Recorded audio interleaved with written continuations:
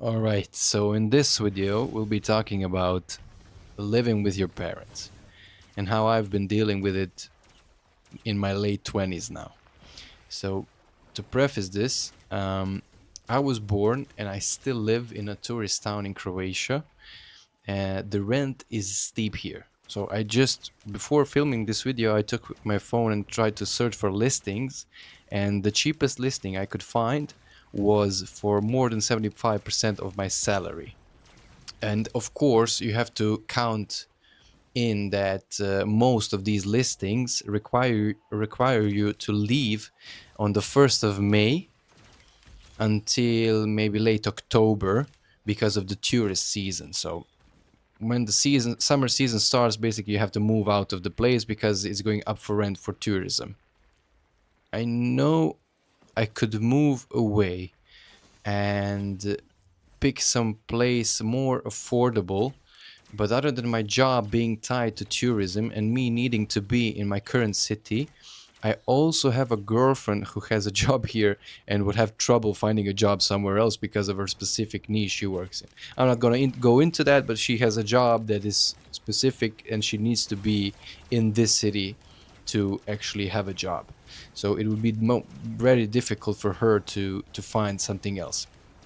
And that is not counting the fact that we both actually love the city we grew up in and we want to stay here. So we both had like an arc where we left the city for a bit and came back, and we want to stay here. It's a beautiful city. We like it. We love it actually. And we are only looking, I am only entertaining the idea of moving somewhere else because it is getting to be too expensive to stay here, and it is basically a necessity now. So the city is turning more and more towards tourism and away from the locals. So my logical conclusion is to just live with my parents because it is the cheapest option.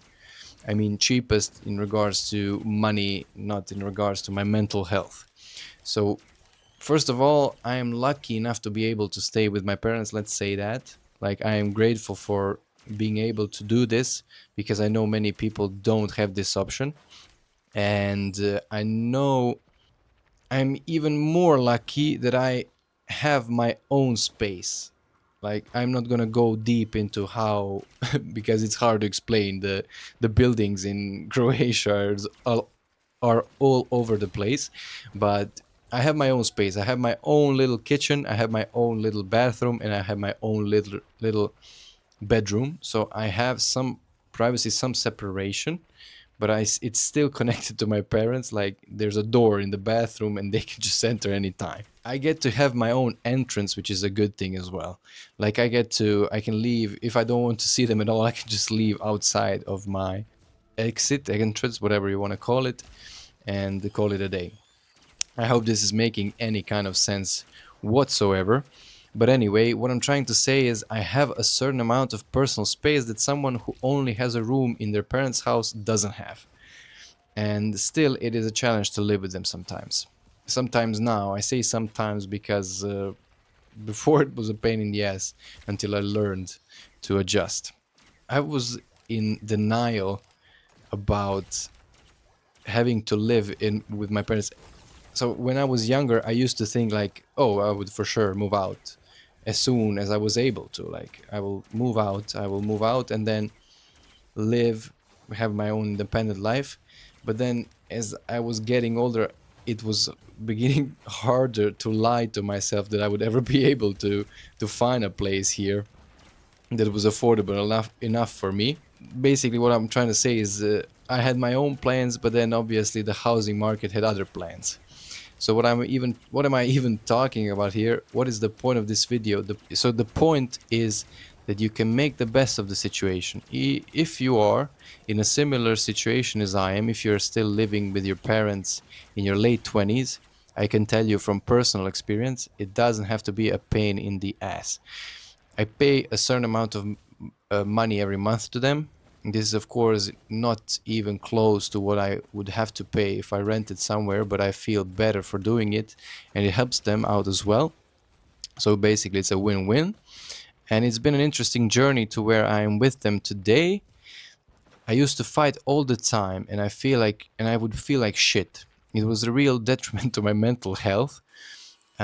Staying here was, man, it was a challenge until I figured out how to make the best of it. The first thing that I realized was your parents will not be there forever, and having a good relationship with them gives you more peace than it would do to fight all the time. So I wrote this down because it's a mouthful, but yeah, your parents will not be here forever. And what I realized after a while was that I want to have a good relationship with them, because in the end, once they're not here, I want to say I had a good relationship with my parents.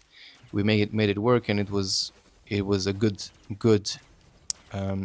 mutually beneficial relation. I make this sound like I'm working somewhere or something, but no. All I want to say is that I want to, once they're gone, I want to be like, okay, I had a good relationship with my parents, and that's it.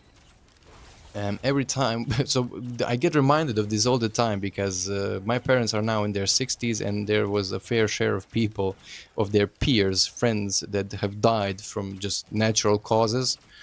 And it reminds me of how actually short life is, and how they will not actually be there all the time, and it's going to suck to be without them at some point in life. I did not choose to be here. They decided to have me, but now that I'm here, it is up to me to take responsibility and live a good life. And a good life for me includes my parents. They have given me everything I have ever needed, and I want them to know that I'm grateful for it in my own way. So, how I do this, I do small gestures. I don't like big extravagant gestures, or I don't have the money for it. If I could, I would buy my parents a house and a car and all that stuff, but I don't. So what I do is I have small gestures of giving back. When I go to the grocery store, I buy my dad some beer and my mom some chocolate. And when I come home, I check in. I ask how they are, how their day was. I show affection with hugs. I talk about my problems, and I ask for advice, because everyone likes to give advice. Come on, everyone wants to be included, and have something positive to say to you. So that's what your parents want to do to you as well.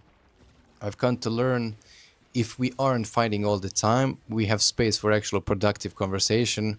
I mean, no brainer, right? But when it's your parents, it's kind of hard to figure out. You have to come to the conclusion sort of naturally.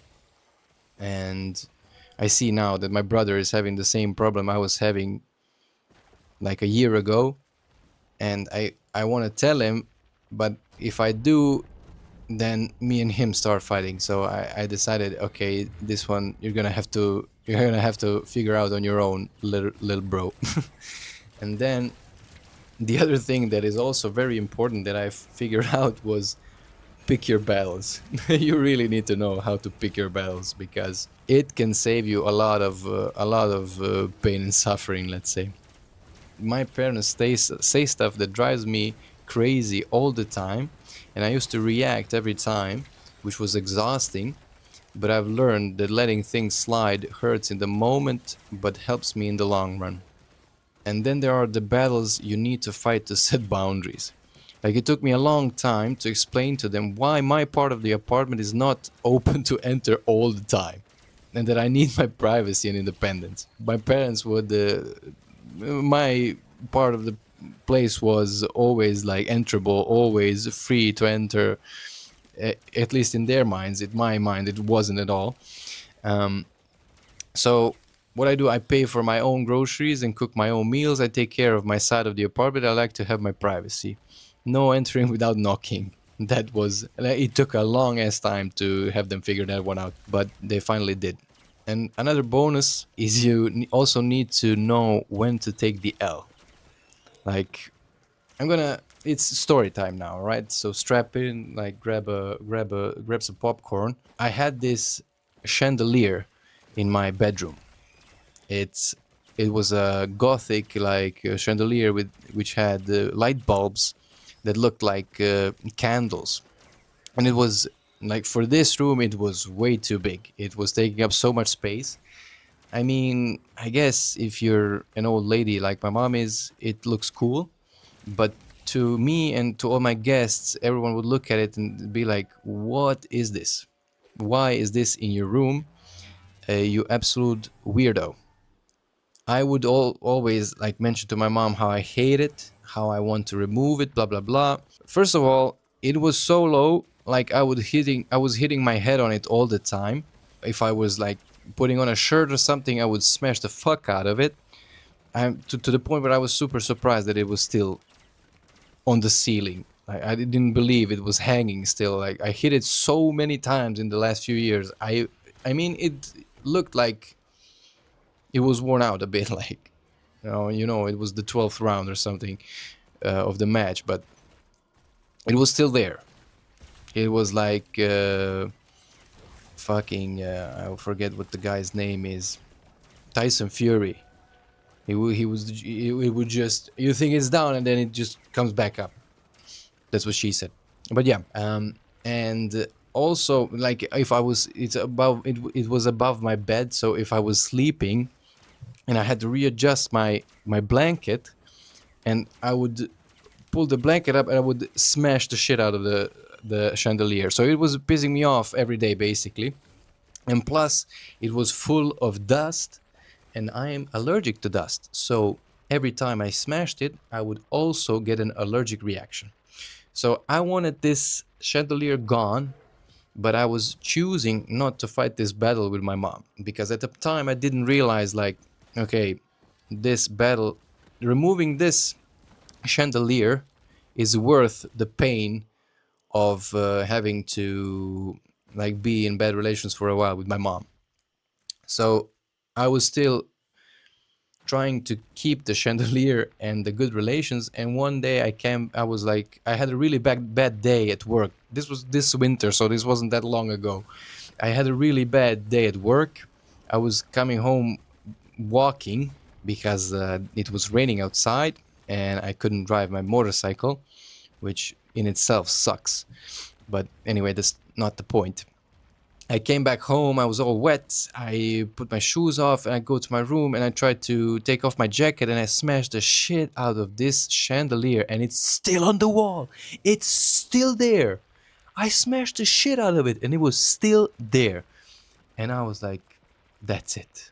I can't take it anymore. And I turned off the power to my room and I removed it from the ceiling. And as I like cut the last wire or detached the last wire, I pulled it off and I went straight to the garbage outside. I didn't wait for a second. I knew this shit was going. Like, I'm not keeping this in the house. And once I threw it out and came back, I was like, wow, this is so much better. Like, the space, there's no dust. Oh my God, I love it. And then I realized, oh no, what's gonna happen when my mom sees this? So I went online and I bought a new ceiling light, like a much smaller one. I'm looking at it right now and it's perfect, but it took a while for it to come in the mail. And 2 days after I removed the chandelier, my mom went into my room and saw it. And boy, oh boy, I was the black sheep of the family for a month.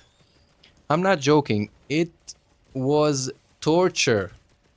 Like, it got so bad that I asked my mom, like, how much did this chandelier cost? I will give you the money, just stop abusing me. And it was mental torture, like, just to be clear, right? Don't call the police or anything.